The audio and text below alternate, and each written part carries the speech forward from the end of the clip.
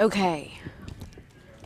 Hi everyone, I'm back. Good afternoon. I hope I am sounding just fine.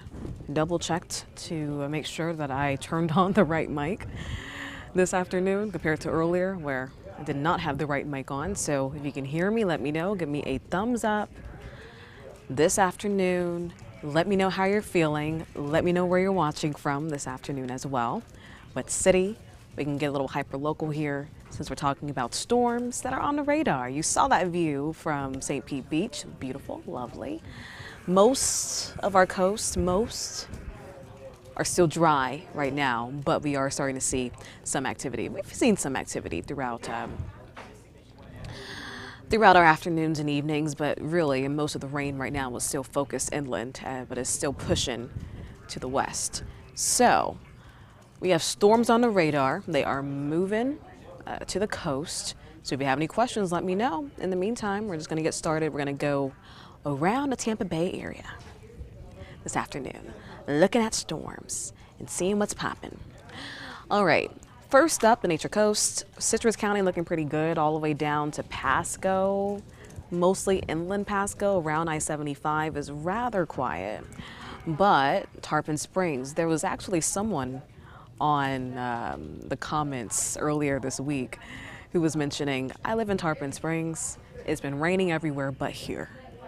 Why is that the case? Is there a scientific explanation for that? And really, in this case, no, there's not. You know, there is just scattered storms throughout the day. Sometimes, and I used to be one of those people at my home, the storms would skip right over me and would go everywhere else but my home. And it was sad. I love a storm. This is my job. I love to see a storm move across my neighborhood. But sometimes it doesn't happen. Sometimes for days it doesn't happen. But I told her, I was like, look, this is a good week that you could potentially see a storm in your neighborhood. And right now it's looking like Tarpon Springs get a little bit of rain as this shower continues to kind of push to the west here. So if you haven't gotten any rain in your neighborhood, if your lawns are a little dry, just hold on tight. We still have good days this week, or good chances this week, for you to get in on a nice little heavy downpour. And these downpours are certainly heavy. We have a lot of moisture in the atmosphere, and these storms are really tapping into that. So we're getting some good rain in some of these downpours here. So the Trinity area, Seven Springs, Elfers, well, mainly to the east of Elfers, getting in on some heavy torrential rain. These red areas show really torrential rain in this one little cell here. But that's it for the Nature Coast. As you get further south, we're starting to see a little more activity as it continues to push towards the coast. Manatee County, along 64, a lot of people take this route home, kind of near the Foxley area. Seeing a little downpour, small, but still small but mighty. You can see those reds there. That is torrential rain moving in. And then storms come a bit more scattered as you start to head inland. That's why we're seeing a lot more rain at this time. You can see scattered rain all across the Wauchula area and Hardy County and inland Manatee County too, Duet area, all the way down to Highway 17, passing near Buchanan. So very scattered. They're very scattered in DeSoto County as well. You can see just to the east of Arcadia, really heavy rain setting up.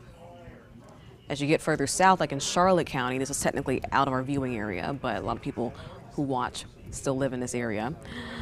Seeing some heavy rain in the inland part of that county, all the way down Highway 31, near Tucker's Corner, if you're familiar with that area.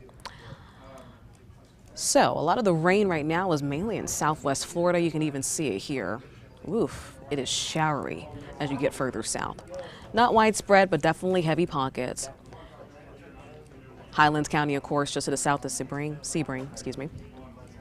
Seeing some heavy rain as well, and then you can see Polk County. Now these storms and showers are really starting to head in from the eastern coast and pushing to the west. You can kind of see around Lake Wales, Frostproof, that corner of Polk County. They're getting some heavy rain, a little bit of lightning with these storms as well. A lot of lightning, especially near the Indian Lake Estates area. And these will continue to, I'm going to put this in motion, these will continue to push, develop and push to the west. So a lot of this rain right now is still in interior Florida. So we have a ways to go. If you're heading to the beach tonight, I still think that there is an opportunity for you to get there before the sun sets, but you're gonna really have to keep an eye on the radar. As you can already see, there's one little storm pushing into Tarpon Springs right now, but most of the Pinellas County coast is nice and quiet. Most of the Manatee and Sarasota County coast is nice and quiet for now, but later on this evening, it could become a bit more active here. So very lather, rinse, repeat situation for what we've been dealing with here in Florida, here in the Tampa Bay area over the last few days. Not much of a change. Most of our mornings have been dry, sunny, and then we get those storms developing with that daytime heating. And along those sea breezes, as we get into the afternoon, you can kind of see that sea breeze propagating inland here.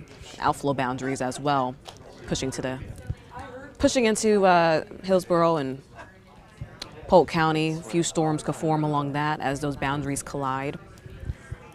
So we'll continue to see storms fire up throughout the rest of the evening. That's pretty much your forecast for tonight. And here's the futurecast.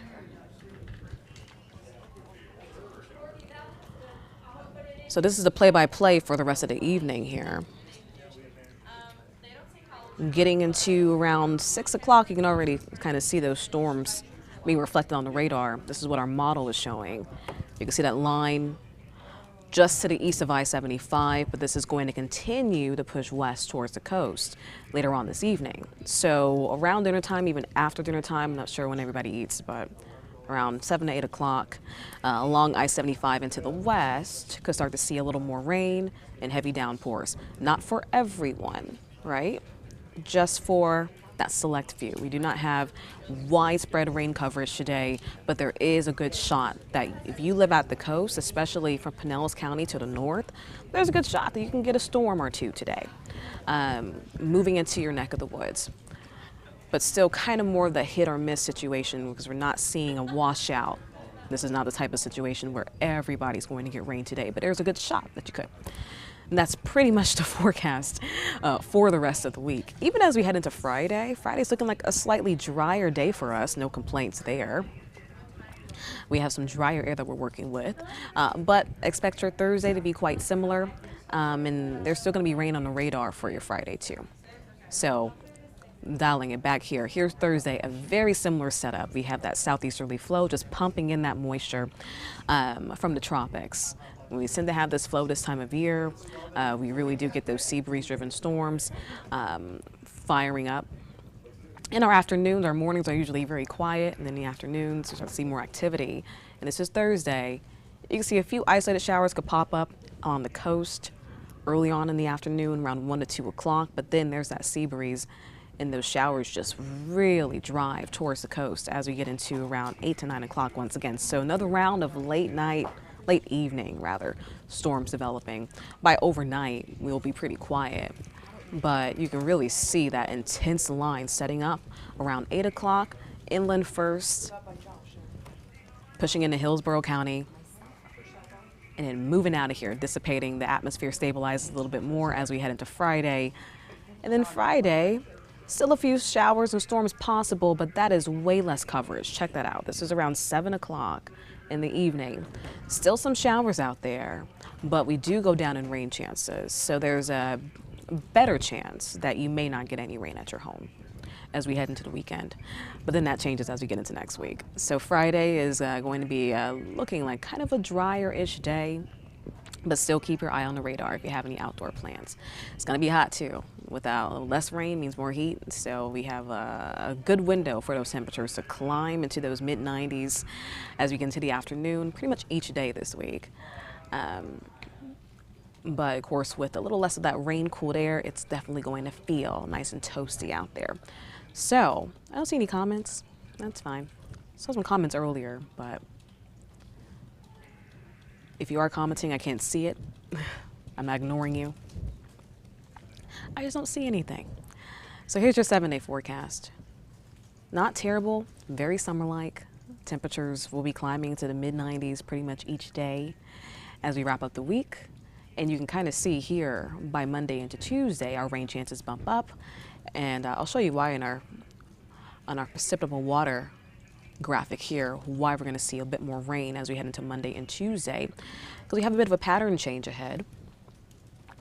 Still kind of a seasonal pattern change. We do get the winds shifting from different directions this time of year, but really our typical flow, that easterly, southeasterly flow, will be changing as we head into next week. And here's why. We have a cold front moving through. Now, I didn't draw anything on this map, so just kind of follow my words here. But we have a cold front coming through at the end of next week, and you'll be able to see that indicate, or at the beginning of next week, the end of this weekend into next week. You can kind of see that indicated here by the deeper greens I'm about to show you as you look to the north of Florida. You can see that yellow band there. That is slightly drier air moving in here. It's a slither of drier air. But I think that's might be one of the reasons why we're pulling back on those rain chances. At least the models are picking up that may not be as much rain because we are working with slightly less moisture in the atmosphere, essentially. Briefly. Not a long, dry stretch. This is not really going to do much for us at all because we're still expecting storms on Friday. Just a few. But as we head into the weekend here, you can really see those deeper greens. You can even see those blues out into the Atlantic there. That is a very moist atmosphere, deep moisture moving in here. This is pulling ahead of a weak cold front moving through. Of course, you think cold front, cooler weather, drier air. No, does not happen for us this time of year. The cold fronts move in. They really don't bring us much of a shift in temperatures or a big air mass change, but that moisture does pull ahead of that. As the front moves in, we get a surge of moisture from the south and eventually from the southwest. And so we have more moisture we're working with as we head into next week. We have more lift from that front. And with that flow now shifting out of the southwest, we can get a few showers a little earlier on in the day. So possibly late morning, early afternoon showers are possible Monday through Tuesday with this pattern change in place.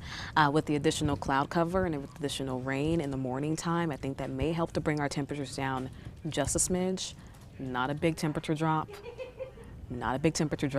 but just a smidge, since we may see a few more showers moving in a bit earlier throughout the day and lasting maybe through your early afternoon. And then showers will start to build a bit more and intensify as they head into the eastern coast of Florida, which means that the eastern coast, if you live on the eastern coast, I know I have some East Coast viewers here, West Coast. Well, West Coast is technically our area, but East Coast on Florida.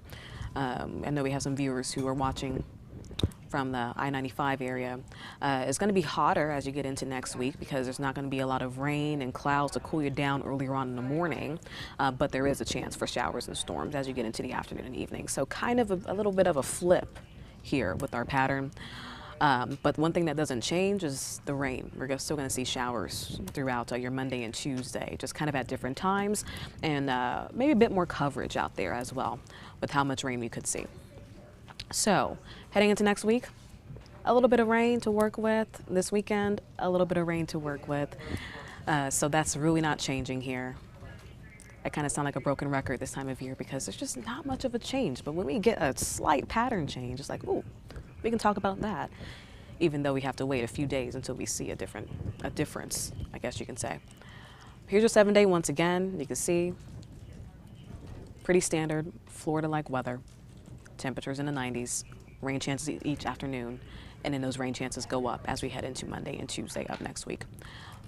All right, I'm wrapping it up here. We have the show starting in like 3 minutes. That was fast.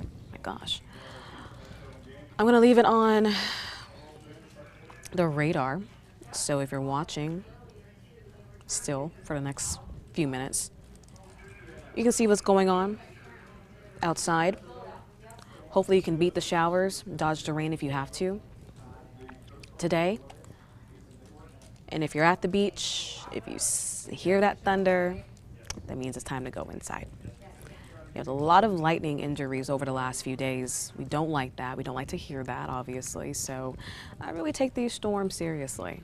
If you start to hear those rumbles, if you start to see some darkness in the distance as you're looking to the east, it's time to go. Okay, friends, that's it for me. I'll see you all soon. Bye.